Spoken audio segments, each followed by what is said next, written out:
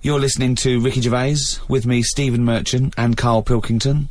Now, you probably know me from such works as The Office and Extras, Stephen being my co-writer and co-director on those things. For those people who are not so aware of Karl Pilkington, he was our producer, sort of given to us when we first started on XFM, and you're thinking, well, why are we doing a podcast? Why are we doing a podcast for no money? Is there no money? No. It's free, innit? It's free download. But this is what I'm here to answer. It's because I like to be in a room with Karl Pilkington. You know, like some people go and help sort of chimps. Do they? Yeah. Well, they go to the jungles and things. And help out little sort of endangered Diane species. Fossey or whatever. Exactly. You're very much the Diane Fossey of the Manchester scene. Of the little bald mank world. And Karl Pilkington is an ongoing experiment for me, because I've seen him blossom from an idiot into an imbecile. And I want to see it through. Look at the way he's looking at us through the glass. Look at that. He's got a perfectly round head. And that's why I'm doing this podcast, or bodcast, as I'm going to call it in his honour. Little round-headed bod-type freak. If you're not familiar with Bod, we can maybe put up a picture of Bod, the popular cartoon kids character. Go to rickygervais.com and you will see a picture of Karl and a picture of Bod. And you draw your own conclusions as to the likeness. Karl, what do you think about all this? That's alright. Are you excited by this new technology? What? Podcasts? Yeah, exactly. It's just, I mean, we are living in that sort of era now, aren't we? That you need to be able to listen to stuff on demand when you want it and stuff. I know you're not a fan of the iPod in general, are you? Or any of the MP3 things? You're concerned? I'm warming to it, but... This is what's amazing about Karl. Even though he's talking about things like MP3 players, computers, iPods, he sounds like he was found in a glacier and thawed out. Do you know what I mean? And sort of taught to speak. We're a couple of high school guys who found him, and we're trying to ingratiate him in the gang, trying to pass him off as someone from the modern day. No, but my thing with iPods is, now, do we need them? Do you know what I mean? We're living in that era now where we have invented most of the stuff that we need, and now we're just messing about. They said that in 1900. Someone actually said everything that's to be invented has already been invented. They said that in 1900, and how wrong were they? No, but what came out, at what point, what was invented in that year where they went, right, that's it now? What did they invent in 1900 that made them go, we've done it all now? Well, just think a little bit, right? The 20th century. Think what happened in the 20th century. Go on. Well, cars, planes. Yeah, but is that a good thing? Planes and that. Do you need a plane, really? Wouldn't it have been better if we all stuck where we should be, instead of travelling about? War. Well, look, war's happening, isn't it? Because everyone's saying, well, now we can fly, we'll go over there. So there were no wars prior to the invention of the aeroplane? Not like there is today. Right. But what I'm saying is, the more the world's got smaller on it, everyone's saying that, right? Yeah. You know, the way I was saying to you the other day, you know, we now go to places where we shouldn't go. People go on holiday to places where you've got to have an injection before you go there. Yeah. Forget it then. That's a warning. Don't go there. I'm with you on that. I don't want to enter a country where I have to have an injection to stop me from dying while I'm in that country. Right, I totally agree with you on that. So what happened is, so they invented the plane, and it's like, oh, let's go on holiday, and then they go, oh, die now. Oh, well, you've got to invent something, let's invent an injection. And then it's like, right, well, what else do we need to go to that place? There's a lot of faffing. So what I'm saying is... Is that a place? A lot of faffing? What I'm saying is, you know, Steve's travelled more than I have. You've been to, like, dangerous places. I've been to places where you need injections, yeah. Yeah, but why? Because it's fascinating, isn't it? You know, don't you not believe in that idea of travel broadens the mind? You know, it makes you experience other ways of life, other ways of thinking. It just enriches you as a human being. That's the whole reason people go travelling.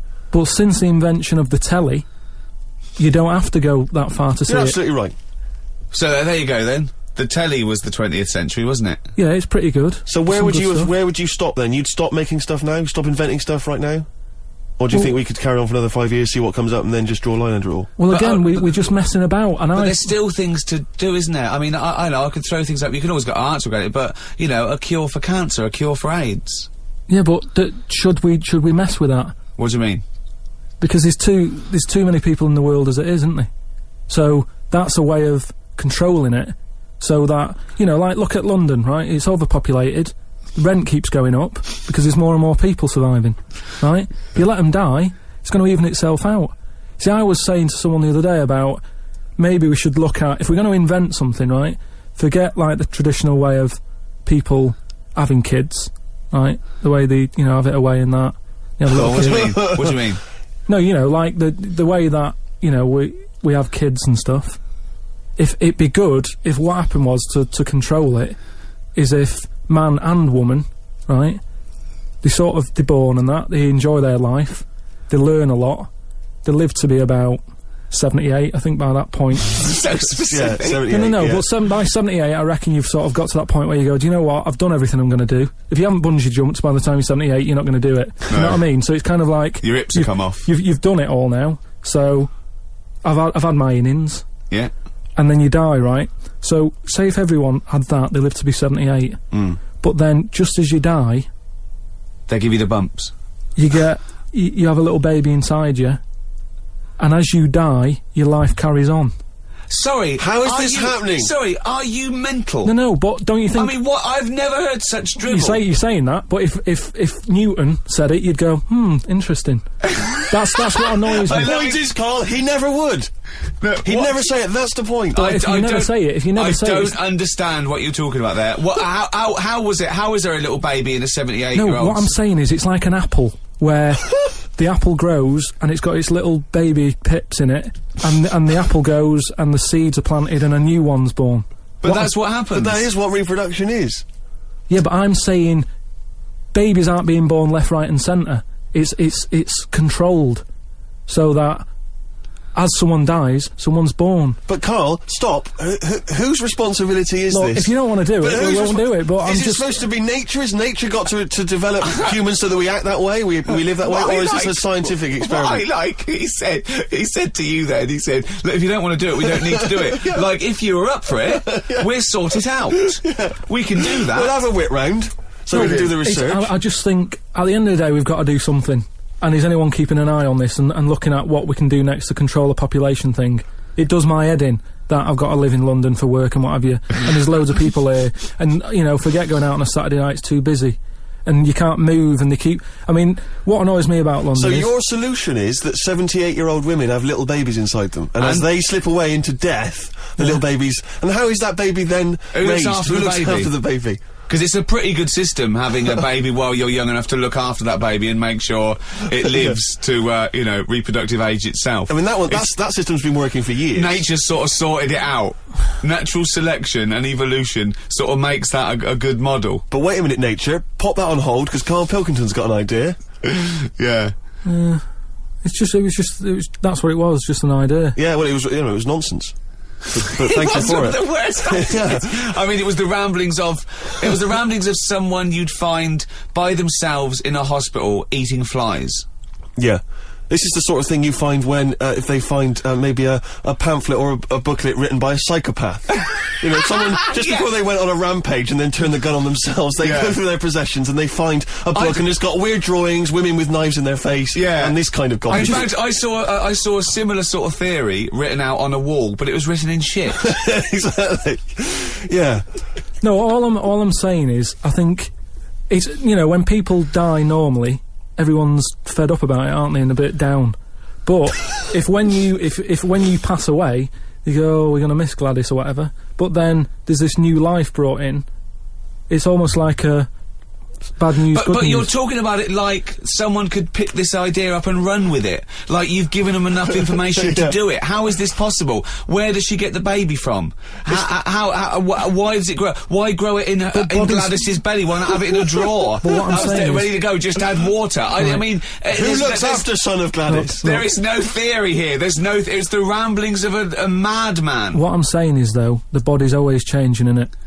From caveman to now, or whatever.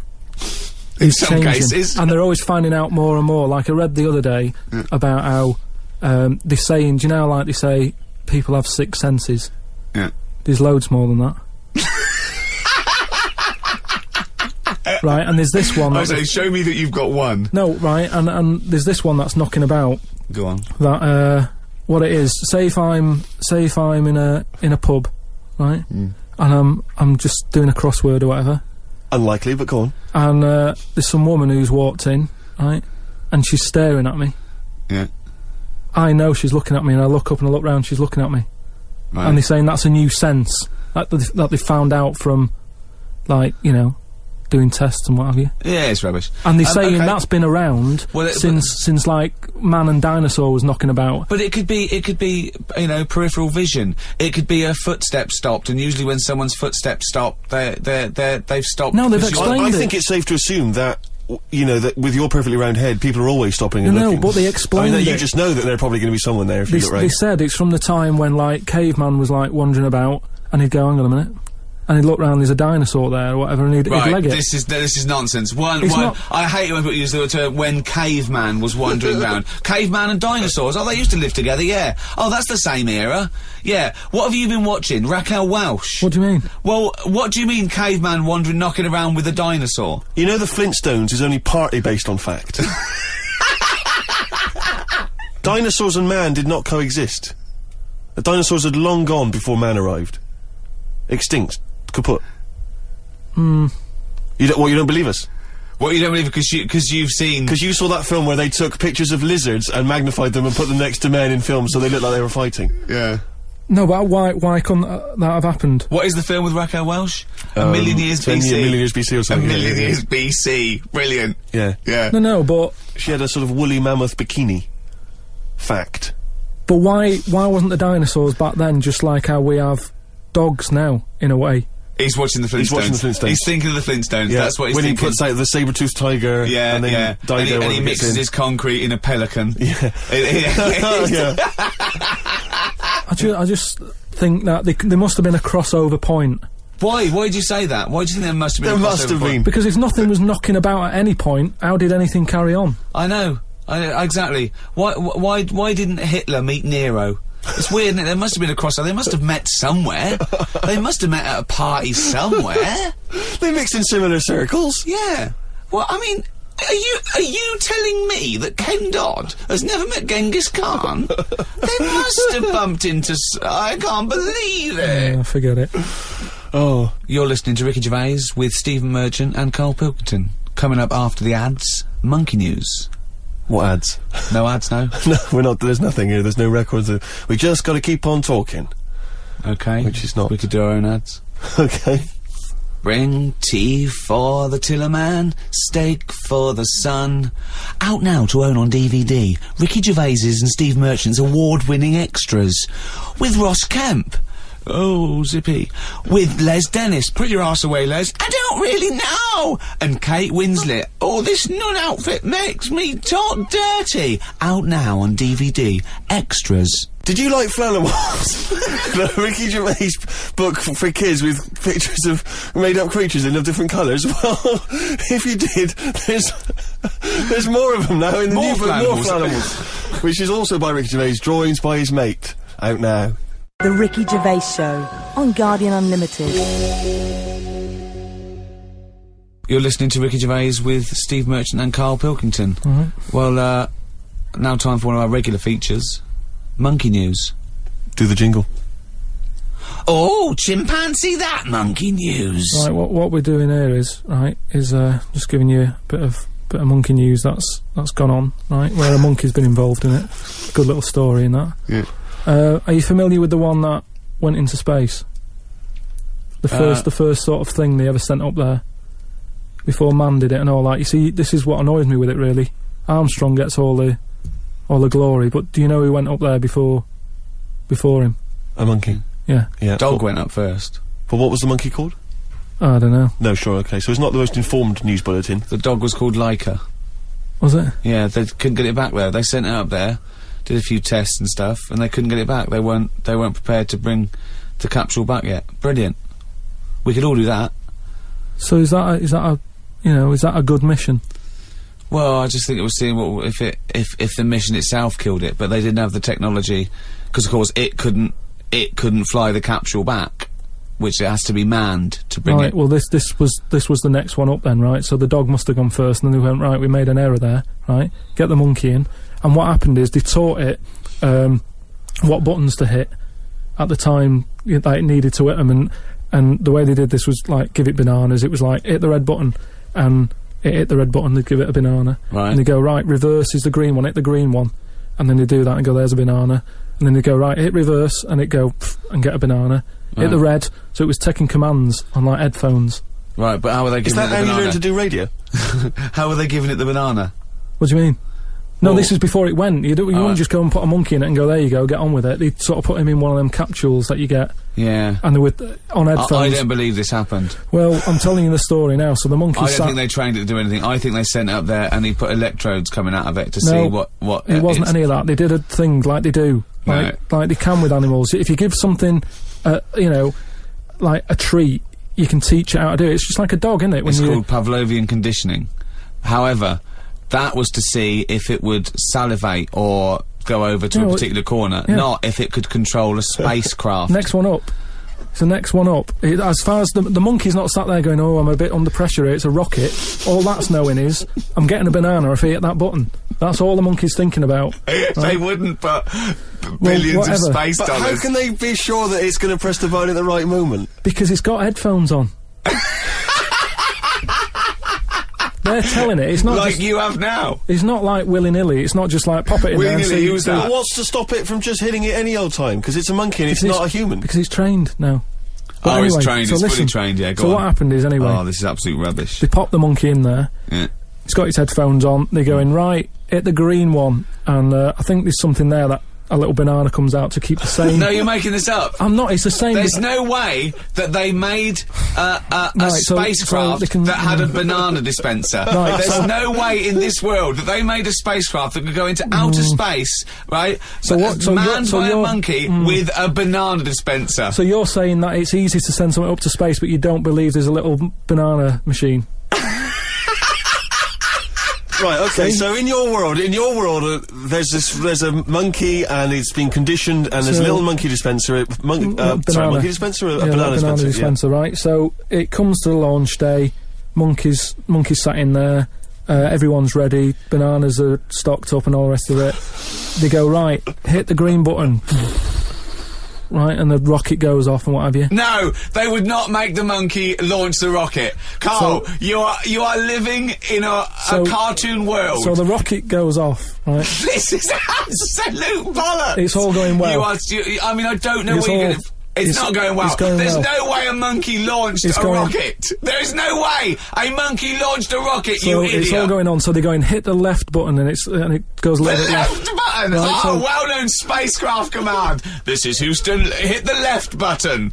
Oh, brilliant. This is what happened in Apollo 13. Hit the left button. So it goes left. Yeah, it goes left. So it goes left and it's going well. Left! It goes left! Yeah. No, the moon! So You're it going goes, right! It goes for the moon, everything's going well. Right. They get up there, it does whatever it does. It reverse, it comes back.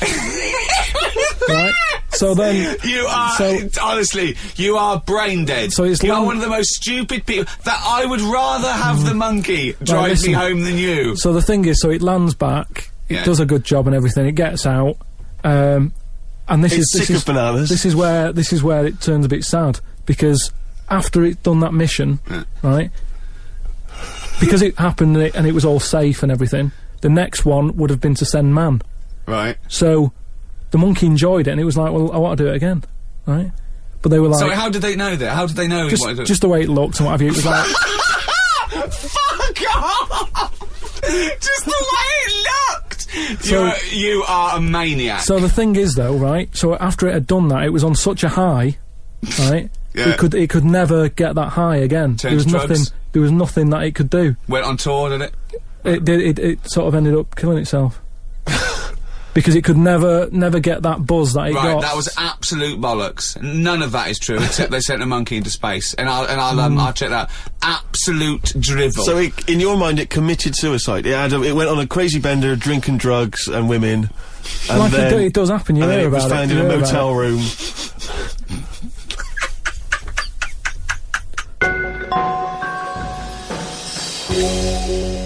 Right, do you know, like, you don't believe in, like, scary stuff? Just like, you know, ghosts. No, I believe in scary stuff. I don't believe No, in well, things that ghosts are totally and that. logical. Yeah, ghosts. Vampires? No. Anything made up by man. Well, anything. there was something in the paper the other day about a vampire. How they found one. They dug something up. It was in the paper. And, it's true then. It's definitely true. But we'll leave that. then. But we'll leave that because you're just going to do that, so it doesn't matter. No, come on. No, go on, quickly, tell us. Come on. You No, found it's just that they found a body in a coffin with a bit weird. of wood through its heart and a knife in its mouth. But if you don't believe it, It was a then what's the vampire point? pirate. Well, It was a vampire pirate. But that's definitely proof of a vampire then, and of course, and not some grotesque murder. Yeah. That's definitely proof of a If vampire. it was found, if it wasn't, if it wasn't Right, made up. hang on a minute. Yeah. Hang on a minute. if it was As far as I'm aware, when you put the thing through their heart, they just turn into dust. As in the and films I've also seen. all their victims get their own life back. Yeah, exactly. Yeah, that's Right, the and here truth. was the second bit. Yeah. Somebody had dug it up, Yeah. got the heart, blended it, burnt it, popped it in some water, drank it, and they're in prison now. Now, if it wasn't dodgy stuff, why are they in prison? They're in prison because they're mental, because they dug up a body, liquidised its heart, burnt it and drank it. That's why they're in prison. There's your answer. But anyway, that isn't what I'm talking about, right? But I met Derek Acora the other week, Oh yeah. right? Now, And who's he? Which one's he? he's Is he a medium? He can contact the dead, is that right? he just chats to him and that, Sure. passes messages on. Nice of him. So I said, "Oh, tell us something a bit weird and that." So he said, "What do you want to know?" I said, "Just something weird." So he goes, "All right then." He said, "Here's one for you, right?" And he said, "There's this pub out in the country, and he said there's this mug. Do you know those old mugs that they have, where they used to like leave their own cup knocking Like a about, didn't they? Oh yeah. Tankard thing." Yeah. So there was one of them mugs in there, right? And everybody Tankard, let's use tankard if we've All right, established okay, that's the word. tankard, yeah. Because you're the only mug in this story. Right, You believe so- in it all. High five. Great. So this tankard's knocking about, right? And everyone who's running the pub keeps going, "Oh, I wish they'd stop leaving this tankard about," right? And they pick it up. It must be a pain. Having a tiny, small tankard in a pub. That must be a real grind. So every they sort of picked it up and went, "We'll have to wash that," and they popped it on a different sideboard. Next thing you know, that person who's touched it died, right? Sure. So They must have been getting through bar staff. so they kept getting in new staff and that. And they were like, "Oh, what's the connection here?" Right? What's the connection here? Oh God. So anyway, so Call Australia. We've run out. they sort of someone notices and they go, "You know, it's a bit weird. It's that cup, right?" So they get Tankard. They get, so it's that tankard and that. So they get a vicar in. Of course they do. And they go, "Look, there's a lot of weird stuff going on here. This tankard, every time someone touches it, they die." So he said, "Leave it with me." He gets his special water out and what have you. He comes round, does a little prayer, sprinkles it. He goes, "Right, not a problem, don't worry about it." He picks it up, chucks it in the bin. Guess what? What? Dies in a crash on the way home. Because he'd picked it up. Well, but Carl, you're telling me this like it's fact, and I'm meant to go, "That's Derek amazing." Acora, he told me. Carl, I have no opinion of that story, other than I'm pretty sure there was absolutely no connection between touching the tankard and him dying. That's all I'm sure of. It's not just him though, is it? I'm not going to even contest the chain of events. All I'm saying is there is no connection. There is no connection possible because I believe in logic and the laws of the universe. So when you're telling me miracles and strange things outside coincidence, you may as well be telling me about the Tooth Fairy and the Easter Bunny, because they're equal to me. That it's ludicrous. It's absolutely ludicrous. So what would it take though for you to go, "Oh, I'm actually a believer now"? But what you're saying is I can't answer that question because I'd have to base my beliefs on some of your premises, which I can't do. It's like you saying, "But what if you found out that 2 and 2 equaled 5?" I can't. It's a necessary truth that it doesn't. I'd have to go back and fundamentally disagree with what I think twoism is, two-ness and fiveness. And you've never been in a situation though where you've gone, "This room feels a bit weird." Could be something, do you know what I mean? Could be something knocking about, or. But that's a different question. I could go into a really rough-looking pub and think, this isn't good, because it's No, based like on induction. Then, I because mean, like, you know, if you've been to Cornwall on holiday and stayed somewhere and you've gone, "Do you know what? Sure, so much died in here." I'm sure so much died everywhere.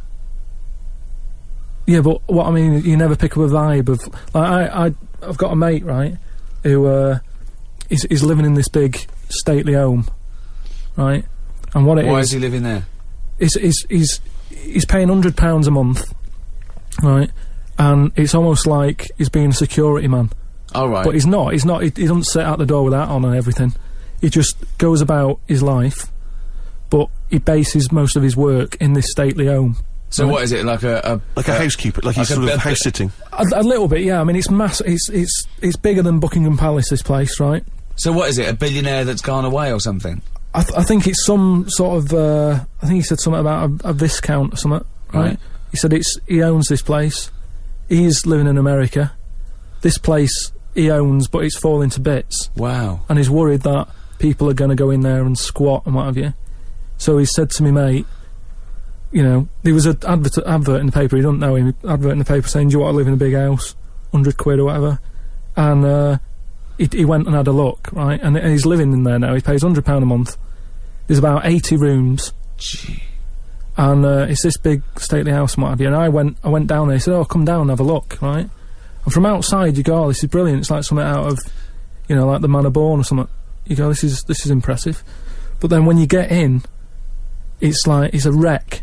It's just falling apart because they can't afford... Well, it's just been left. No one's doing any vacuuming up or anything. There's like rat poison everywhere.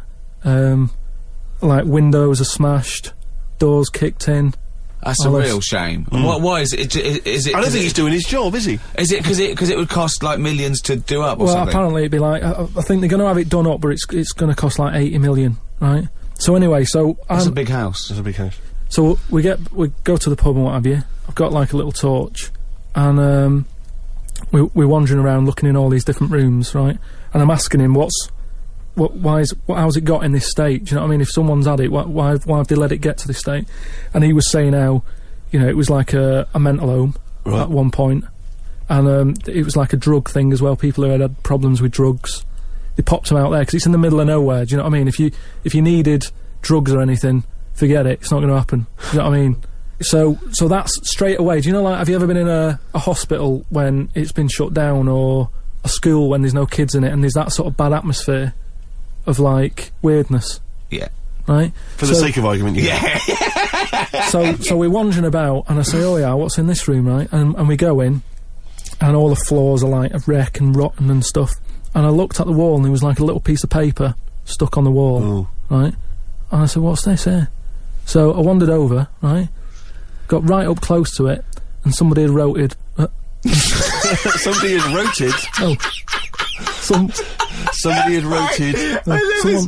He could do, imagine him on Jack and Horry. Right, okay. Right, go on, sorry. So there's a little sign there, right? And I go up to it, and it says, flies, right? With an arrow. Flies this way, right? So I think that's a bit weird. So I follow the arrow, right?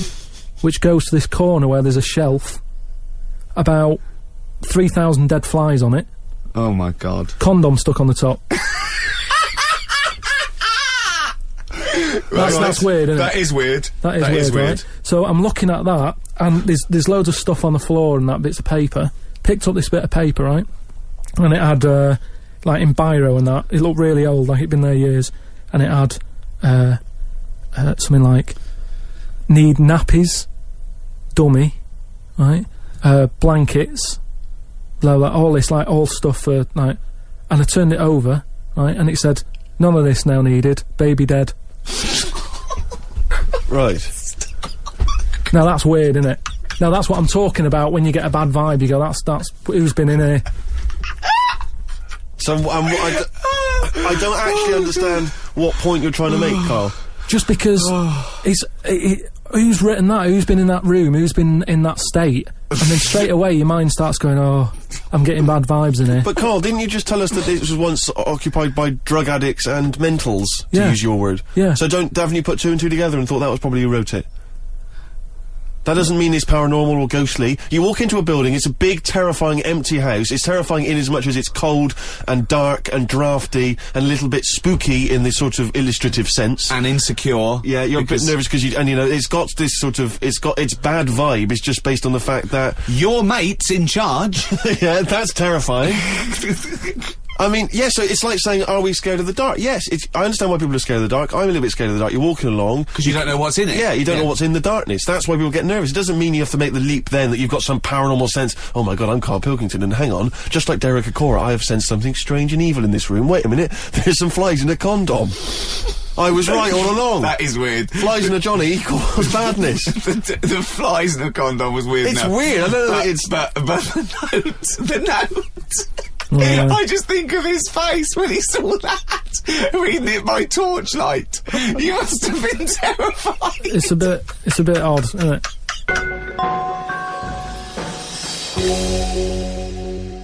Thank you very much indeed for listening. If you'd like to get in touch with us, either myself or Ricky, or you've got something to send to Karl, then you can email us at podcast@rickygervais.com. I'd just like to say thank you to both The Guardian for sponsoring this and Positive Internet for hosting this podcast. Both great. The guys at Positive Internet know exactly what they're doing. They're my kind of people, as is The Guardian. You weren't contractually obliged to say that, were you? It just sounded... No, it's what I think. Just what I think. Right. It's just I've not heard you mention either of them before in that way. It just sounded a little... Oh, you're joking. I both love The Guardian and Positive Internet. Great guys. Okay, that's just the way you feel, it's not... Yeah. Hello, welcome to another podcast of The Ricky Gervais Show with me, Ricky Gervais, Steve Merchant. Hello. Alright. And, of course, Karl Pilkington. Right. Rick, you'll be pleased to know we've already had some responses. You remember last week I mentioned that you can email us on podcast@rickygervais.com if you've got anything for Karl or you or I. And Simon and Mark have already emailed us in this link to something that was on the BBC News website. I don't know if you're familiar with this, but it's a remarkable story. Well, I'll give you the headline straight away, and you can draw your own conclusion. Lion mutilates 42 midgets in Cambodian ring fight. That's just the headline. That's a hell of a headline. That makes me want to know more about the story. Well, that's what a headline... That's what a headline should do. I mean, I think we'd all read the news. We'd all take more interest in the news if they could open the BBC News at 6 o'clock every night. Bong. Lion mutilates 42 midgets in Cambodian ring fight. Bong. We'd definitely pay more attention. So this is the story. It's just extraordinary. Spectators cheered as entire Cambodian midget fighting league squared off against African lion. Now, I didn't even know there was a Cambodian midget fighting league. You're an ignoramus. Everyone, of course, has heard of the CMFL, which is genuinely what it's known as in Cambodia. Now, like you, I don't know who the Cambodian Midget Fighting League are normally fighting. I don't know what tournaments... I assume it's each other. Well, I assume each other. It's midget fighting, then? Yeah, well, let me just give you more information, and then we can dissect it afterwards. Tickets had been sold out 3 weeks before the much-anticipated fight. The fight was organised when an angry fan contested Yang Shamoni, president of the CMFL, claiming that one lion could defeat his entire league of 42 fighters. So this bloke is going to the president and going, I reckon a lion could get all your midgets. I reckon he could destroy all of your 42 midget fighters. Now, apparently, Shamoni, the president of the CMFL, he takes great pride in the league, and he's conveyed in a recent advertising campaign that his midgets will take on anything, man, beast, or machine. Now, I don't know what kind of machine, again, midgets are fighting. But don't the midgets have a say in this? A washing machine. I don't know. The midgets going, alright, keep it down. No, they won't fight anything. Well, we won't fight anything. We'll fight each other. We're sort of like equally matched. No, you'll fight a beast or a machine. No. I'll fight another midget. I will fight any midget. Is what. When I said I'll take on anything, I meant another midget. Machines. So this bloke goes, I reckon a lion could take on your midgets. He goes, rubbish. Yes. And that is why an African lion was shipped in especially for the event, which took place a couple of Saturdays ago, in the city's Colosseum. I mean, they've got a Colosseum, Rick, which is already brilliant. So hold on, this is sanctioned by the city? Well, the Cambodian government allowed the fight to take place under the condition that they receive a 50% commission on each ticket sold, and that no cameras would be allowed in the arena. We'll take 50%, but for dignity's sake, there's no cameers. We don't want to make this into we don't want to make this into a spectacle. Yeah, no. It's just lion versus midget, but exactly. Well, 42. Never forget there was 42 midgets. Now this is the tragedy element, and this is why we shouldn't be laughing, because the fight was ended. Don't tell me the lion gets hurt. Well, the fight was ended, Rick, after only 12 minutes, after which 28 of the midget fighters were declared dead. Right. While the other 14 suffered severe injuries, including broken bones, lost limbs, and they were basically unable to fight. But the lion wasn't hurt? It would have seemed that the lion was okay. Oh, good. Because the lion had no choice in this. No. See, that's I love it when a human takes on a beast and comes unstuck, because that lion was scared and defending itself. Those little midgets were loving it. They wanted to go. What do in you mean there. they were loving it? You don't know that. Well, why would they do it? Well, what I find out... Well, I'm worried, you see. I don't know the ins and outs of this. I wonder if they were fighting against their will. I got the horrible feeling, because with all due respect to any midgets listening, they must be fairly easy to round up. You could probably corral some midgets fairly easily. You know, you only need some regular full-size people, and it'd be easy to grab some midgets and take them away, whisk them away, put them in a cage. No, because... No, because they don't, because a lot of them stand on each other's shoulders and wear a long coat. Sure, but... And a hat, and you go, oh, that's not a midget. No, Let him go. well, those ones are getting away with it. They're fine. They're wandering around, you know, fine. Because who's voluntarily going to join the Cambodian Midget Fighting League? But midgets who want a bit of action, who want to fight other midgets. They're allowed, they want to fight. They can't get in real boxing matches because the fellas are too big for them. But they can go, well, I'll tell you what, let's have our own little fighting league, right? But if I was on the Cambodian Midget Fighting League, I'd be livid. I'd be thinking to myself, well, I can't believe I listened to my agent and he's put me up fighting a lion. I mean, I should have just taken Panto in Grimsby. I can't believe what I've done. I can't believe it. But hold on, though. I thought are they all really midgets, or are they lumping in dwarves with them? It's not specified, Rick, but But that annoys me when people say, oh, look at these midgets, and I go, hold on, no, they're making up the numbers with a couple of dwarfs there. That's clearly only 39 midgets and 3 dwarves. Sure. Well, that's amazing. Karl, what are your thoughts instantly? I mean, you're bound to have a take on that. Whose side am I meant to be on there? What? Well, I'd be on the lion side. I'd never go to a bullfight, but I love it when I see a matador gored to death. Because, again, the bull doesn't want to get in that ring and fight a bloke with swords, okay? So I love it. I think it's disgusting. And when someone says, a midget versus lion, I'm thinking, well, it's okay if the lion wins, to be honest, because they haven't got a choice. So, and I hate it when people go, oh, I went to a bullfight when I was in Spain, but it's the tradition, isn't it? Oh, well, there's loads of traditions that we don't adhere to anymore. So I say it shouldn't have happened, of course, but if it happens, I'm glad the lion isn't hurt. See, what's annoying me is I've sent money to Cambodia because apparently they're hungry and haven't got any energy. So what's going on? Well, it's much easier to fill up a midget than it is a regular Cambodian. You know, they're I just happy feel on like a Mars bar. I'm being cheated a bit. You were conned before with a charity, weren't you? Well, a few times, yeah. What about the old lady? What was that? I got stopped, and it's like they sort of drag you in by saying, "Have you got a gran?" And I said, "No, they died." And that it's like, "Oh, did they die of the cold?" No, she's, ill. What have you? Just old age. He said, "Well, what happens with a lot of people's grans is they die in the cold, right?" So I was like, "Oh, that's bad, isn't it?" Anyway, so she's chatting and she's showing me pictures of these old women who look cold, right? Saying, "Look at her, that's Edna. She's got no family. She can't pay the bills and all that." Yeah. So I'm like, "Oh yeah." Anyway, it goes on for about 15 minutes, and you feel bad. You give them your bank details, right? And what happens is every couple of months you get a letter from Edna. Well, it's not from her; it's typed up and what have you. But there's a picture of Edna, right? And it's saying, "Oh, this December, Edna's going to be extra cold. It's cold outside. She can't afford to pay the heat and what have you." Yeah. Keep going, right? So you keep paying every month like £5, whatever. Get another letter a few months later, right? Edna's sat there. She's got a tan. What do you mean she's got a tan? Well, when they said, she's cold, I thought they meant for the heating, not to send her on holiday for a month. She sat there with a tan. I'm not joking. Are you sure it wasn't just a slight problem in the printing? No, definitely. She looks well happy. Sure it wasn't liver failure? This is a terrible thing to say, but when I see those people approaching now with the clipboards on the street, I always get my mobile phone out and pretend to have a conversation. I've done that one. The number of fake conversations I've had walking past them now. Well, I felt sorry for them, right, because I thought, to be fair, I've got about 10 standing orders where I felt sorry for them in court, right? I thought, they're doing a good deed, the least I can do. I find out they're on about £8 an hour. Are they? Yeah. They're not just doing it out of the kindness of their hearts. Well, I don't want to I thought they were volunteers. I thought that was at least why I should feel guilty. If they're getting paid to do it. I don't know, I could be wrong. I think they do. What? I've heard they get paid and that. Well, if someone knows, maybe email us. podcast@rickygervais.com is how you can get in touch with us. Because if you know if these guys are getting fleecing us twice. I heard something. Karl thinks they are. You think they're not. I don't know anything, but anything that will allow me. But to let's find guilty. out, because I don't want to slag them off, because they're obviously doing a good thing. So we find this out. It's this is an educational show. I tell you what, though, right? Because we've talked about homeless people before and that, and I walked past one the other day. He's always cheerful, right? But don't you think, right? If you had a company, it's worth taking them on, because they never have a lie in. Brilliant.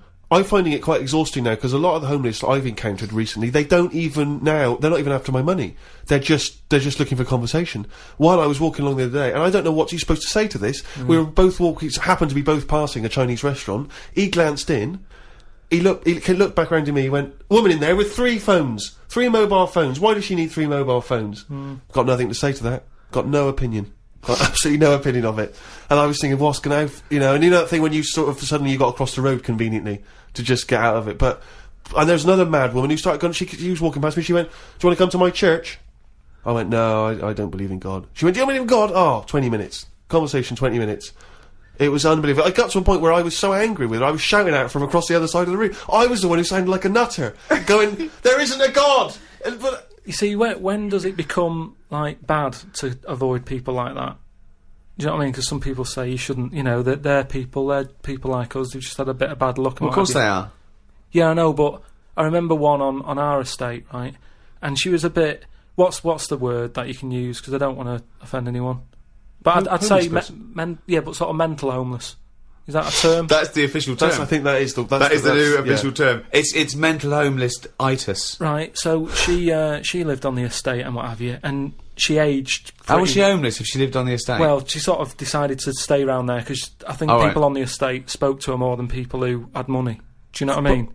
Really? I was going to say, why would she choose an estate not to live in, as opposed to, a walled...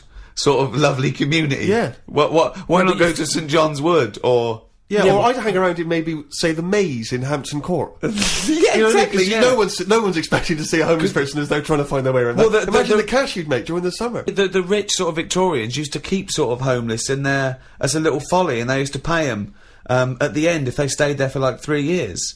What do you mean there? Would they pay them? It was fashionable to have a little homeless little hobbit in your outhouse. Seriously. And what did they have to do anything for the money? Run, dance, no, they just had to tigers? be there. No, they had to be there when they brought around. They go, "Look, that's our little catweasel fella right. living in our folly." Yeah, and then they got money, at the end of it. There's just like really rich sort of Victorians and stuff. That's a great idea. They should definitely bring that back. Because, you see, I would give a lot more to shelter and those kind of charities if I could have a homeless guy come and do my bidding. I could make him dance. And they had a really long beard and rags. Exactly. Yeah. And I could just make them do dances for me, or, And he was somewhat magical, possibly. That would go, "Riddle me dee, fiddle me do, what is my name and who are you?" Exactly. Yeah. And then, But anyway, so this mental There's a little homeless, idea for shelter if anyone's listening. Yeah. mental homeless woman on the estate, and what she used to do, right, she acted quite normal, and she used to always push like a pram around with her, right? Everyone was like, "She can't have a kid, can she?" Right? And she was dead happy every day. She was up and down, walking up and down the road. Anyway, one day she sort of walked past, right? Turned round and looked in the pram. There was a bucket with a face on it.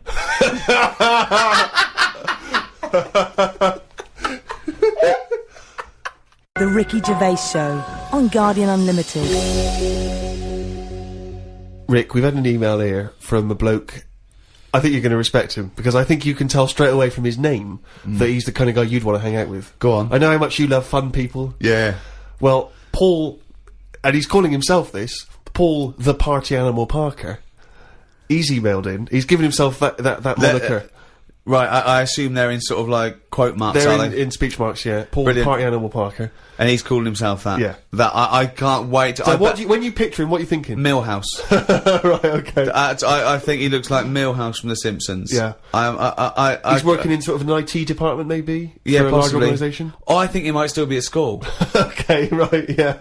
Yeah, I think. And this is the vital question. Do you believe him to be a party animal? I believe him to be a party animal is as much as a man with a long scarf that his mum knitted him to look like Doctor Who can be a party animal, yes. Do you think that when people are organising parties at his school, they're thinking the first person they got to get on the list and make sure he's guaranteed you've got to take Paul the party animal. Because I bet he's got millions of affectations. I bet he wants to be known as the one that carries around a biscuit tin. Yeah. He's got the scarf. He's the guy who only ever wears bowling shoes. It's his thing.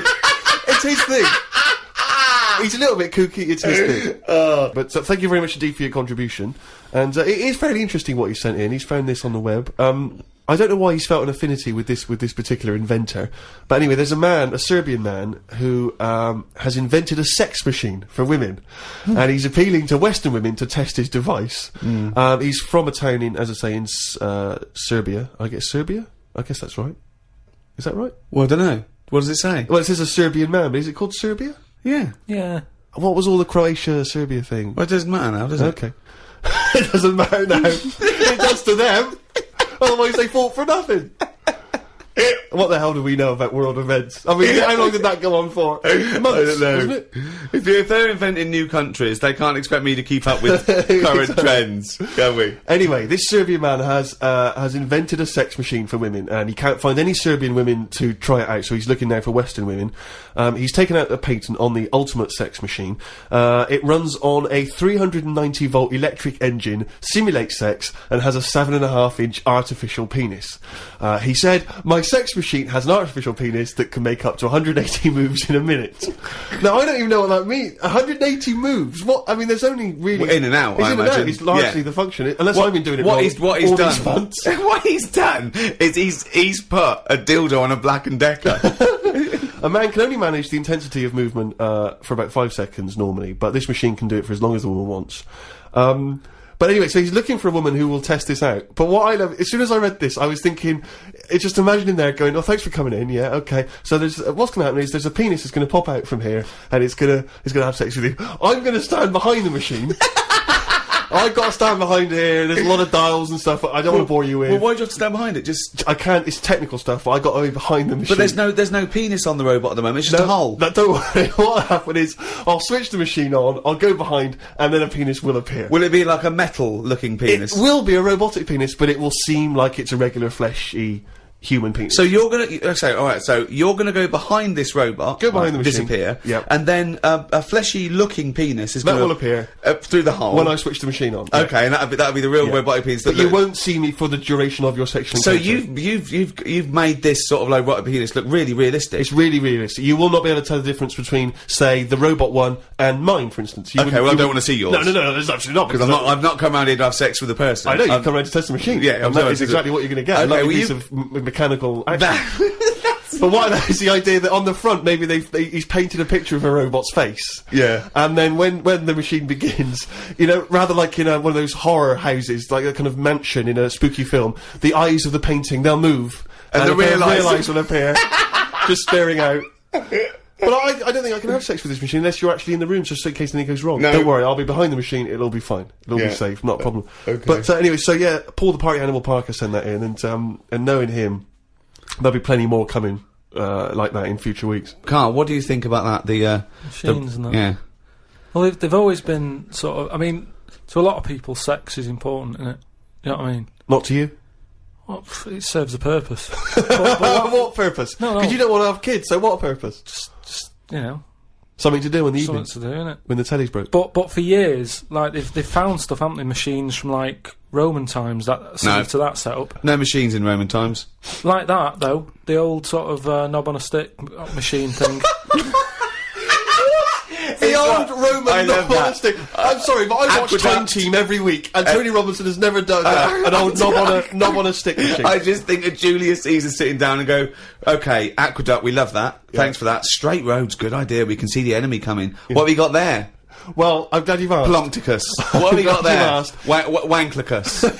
What I've got here is a Yieldy knob, and I've put that on the end of the stick. Oh, stickus phallus. Okay, well done, Wanklicus. No. Well done. You are my new right-hand man, as they say. No, excellent. But they do stuff like that. You've been in the London Museum and that, and they've got sort of sex stuff from years ago. They've got like these metal pants that they used to wear. I don't know what that is. Metal pants. Yeah, sort of. Is metal. that a chastity belt? You mean? They used to make women wear them so that they can. When- have when- sex when- when No, their but men were- they had them for blokes as well, though. metal pants for blokes. Yeah, Why? just- So he had little lot. So if he was away, he couldn't play away from home, and if he was away, she popped on a little.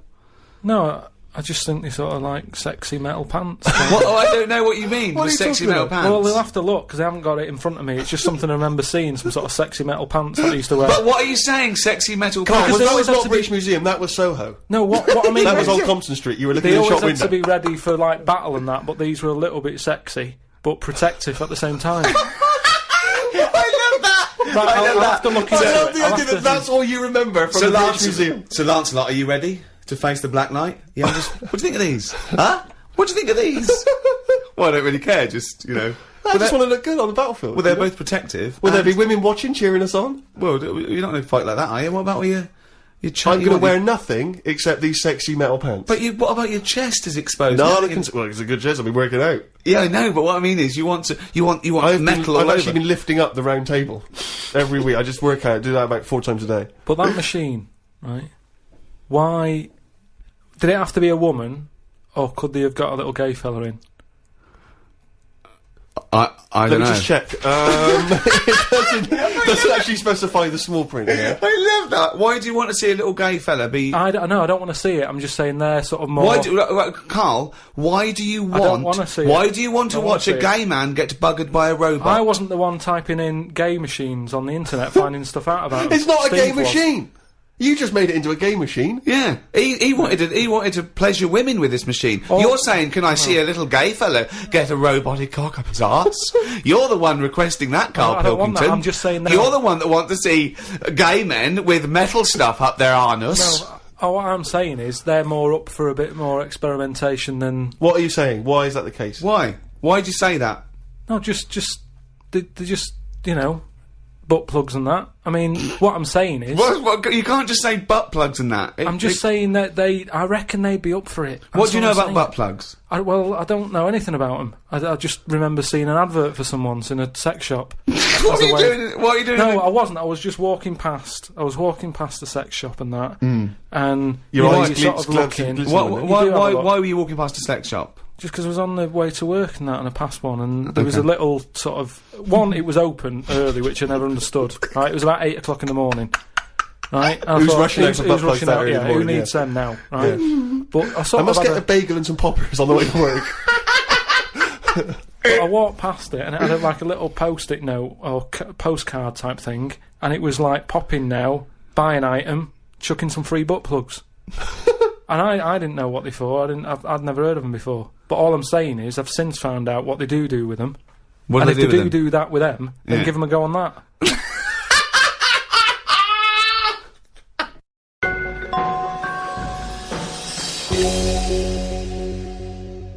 I had another email here. This is they haven't given their name actually, but they it's an interesting fact. I'm hoping it's true. America's first nudist organisation apparently was founded in 1929 by 3 men. Now, what intrigued me when I read that is the fact that it's clearly 3 blokes just trying to meet some nude women. They're all 52 balding Exactly. with little sort of those gold rimmed glasses. Yeah. Yeah. And they're just wandering around, and it's all quite saggy down there, and they're just knocking on doors saying, we've just set up an organisation, it's perfectly above board, completely Yeah. legitimate, it's a nudist organisation. You got any women in there that want to come and join us? Because we Well, haven't got not any really. female members at the moment. Got any women in there interested in, volleyball or trampoline? I can't be doing with it, me. You hate nudists, don't you? Nudists. I don't understand what it's all about at the end of the day. And here's something, right? Do you know, like, when you're a bloke nudist, right? Do you ever get any who just have, like, a small knob? I don't know. I don't understand the question. What's that? What's your point? Well, are there any blokes who are knocking about who just have a normal-sized knob, or maybe a bit smaller than normal, who are happy wandering about showing off what they haven't got, if you know what I mean? I don't think nudists are just doing it because they're so proud of their knob. No, but there's got to be a little bit of that in it, isn't there? Why? Say like Jonathan Ross, right?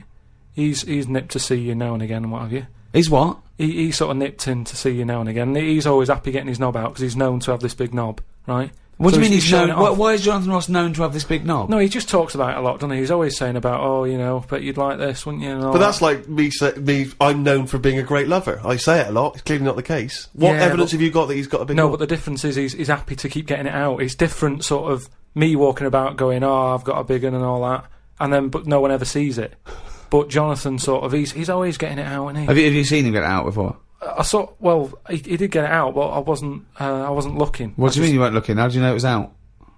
Just because he sort of was moving it about and that, and I could sort of So see. you could- No, I wasn't looking though. It was that sort of thing where you can see something moving about, but you're like, I'm not looking at it. What, like an owl seeing a mouse? It just, what I mean, it doesn't matter. All I'm saying is. So no, let's get back to this. You remembering vividly Jonathan Ross's penis? No, Yes. I don't mean that. But why were you looking at his penis? I wasn't looking though. Well, I'm it was just saying- clearly not meant to be looked at. I'm just saying, most blokes who, nudists, they must be pretty confident in themselves to, getting it out. And I wasn't looking. It's just that. I mean, I looked once. Okay, what was it like? What? Sorry, you looked at Jonathan's once? No, or- no, Yeah. I was looking at another one. What? At the same time? No, Why no. are you looking at loads No. of men's What's penises? going on? No, Where are you because hanging it's out? natural. This? It's natural. That's what I'm saying. What do you mean? This As is a bloke- Carl takes a sneaky look at No, no. menscocks.com. No, what I'm saying is, it's Where natural. was this happening? You were in a gym. No. A lot of guys are getting changed, and you were just checking you're, out their... you're at your bedroom window with a pair of binoculars, No. and there was a little fella across the road getting changed. I was at some night out once. Go right? on. So you were at heaven, and you were in the It toilet. was some night out, and some people come running on the stage, right? Some music started coming on, and these 4 people ran out. It was 2 women. So 2 you were at a gay blokes. strip club? It wasn't gay in that. It was just a normal night out. Well, some sort of party night out. Right. These people come running on, right? You got 2 women. You got 2 blokes. Right. They whip their knickers off. The fellas whip their undies off. At the same Now- time? Yeah, all at the same time. Was it like, that, was it like a choreographed thing? like what's it? Chippendales. No, what like Cheryl Baker was in it. It was that thing where they sort of, on Eurovision Song Contest. I'm making your mind up. Yeah. When Bucks Fizz Bucks ripped Fizz. off a larger skirt, conceding a smaller skirt. At no point did Bucks Fizz whip their knickers and pants When off. you said Cheryl Baker was in it, I was thinking, what? Didn't she used to host Record Breakers? I don't remember that on there. so Tea Time on BBC One. So Go on. that happened, and all I'm saying is, right, before I had a look at the woman's bits, right, I just had a little cheeky glance at the fellas. Why? Just checking it out, just seeing is everything normal down Why there. weren't your eyes drawn instantly to the ladies' bits? No, don't believe me. I had a look at that. All I'm saying But you is, went to the guys first. look, I didn't know how long pants were going to be left off for. So you didn't want to miss your opportunity, is what you're saying? You saw a window of opportunity to see some men's bits, and you thought, I better take it. No, because this may never happen again. No, So what happened? So there's had a 2 look. women, 2 men, right? I don't know what sort of event this is where you're looking at anyone get their knickers and pants off. I don't know why you're looking at all. Goodnight, So you go right. There's knickers and pants off. Right. Let's check out the knob and testicles first. you're telling me you've never, like, when you've been in a gym or anything, you've not just sort of turned your head, had a look, and gone, all right, yeah, that's all right. Yeah. Been in a... Sorry, let's just get this question right. Have we ever been in a gym and just taken a sneaky glance at a man's genitals? Is that your question to us? Right, for me, it's the same as when you see someone who's a bit odd, 2 heads or whatever. Well, I'll be honest. If I was in a gym and a bloke came in with 2 heads, I'd look. What? I'd get a sneaky glance in the mirror. I'd go. Sorry, but you'd look at his genitals or his 2 heads? It's 2 heads. Or would you sneakily look at the heads and then think, I wonder if he's got 2 cocks? And just...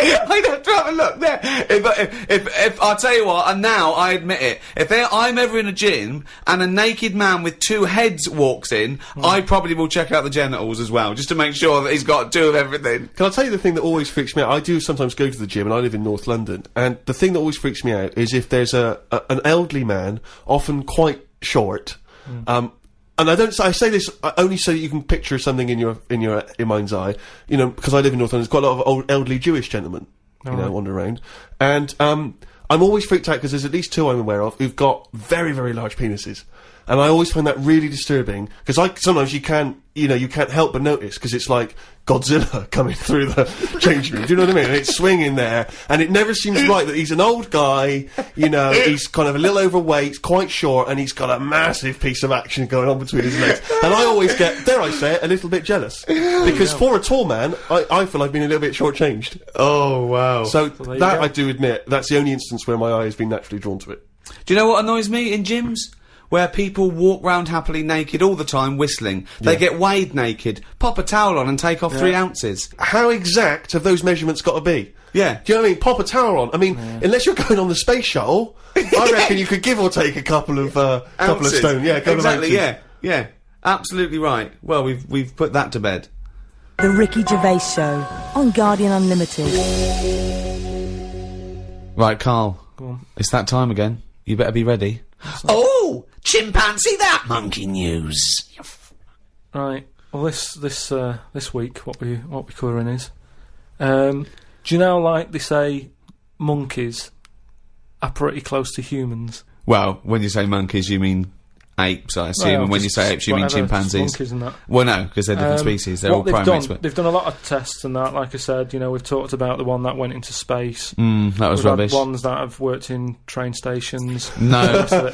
So the Barbers? next, Was there a barber one? there was a barber one. He started off sweeping, didn't he? But he didn't immediately go in Straight front into, air, but he but, worked his way up, yeah.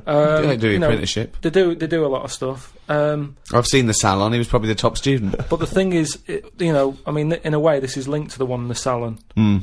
He could cut hair, but he'd never be allowed to work on the till, right? But these tests that they've been doing now, Why? Are they not trustworthy? well, they've had problems understanding money, right? But they've got one recently that they've been teaching about the value of money and showing it that, you know, to get this money you've got to work hard, you've got to save your money, and when it's saved No, up, it's all bollocks. you can do what you want with that money. Yeah, it wouldn't But happen. at the end of the day, these monkeys aren't on that much money. Yeah, So- and they wouldn't. You could never. you So- could never teach a monkey the value of money. So the thing is, they've said to these monkeys, look, you know, there's your money. haven't said anything You're to the only getting monkeys. so They much have, Rick. money, Please listen to the news. but It's the news. It's the news. it's important that, you know, they know how to spend that money, right? It's basic rules, really. It's what you teach a human about money, innit? It's what you teach kids. The So value of invest money. wisely. Invest and all that. Sorry, who's teaching they got these monkeys? past, Well, sorry, Carl, stop. Just some people and that. But who? Where are these The monkeys? monkey people. But where are these monkeys? Where are these I monkeys think being? it's in San Francisco. Where are these monkeys though? What are they? Are they in a shop? What are they doing? Are they in homes? What are they doing? Just in like, the zoo?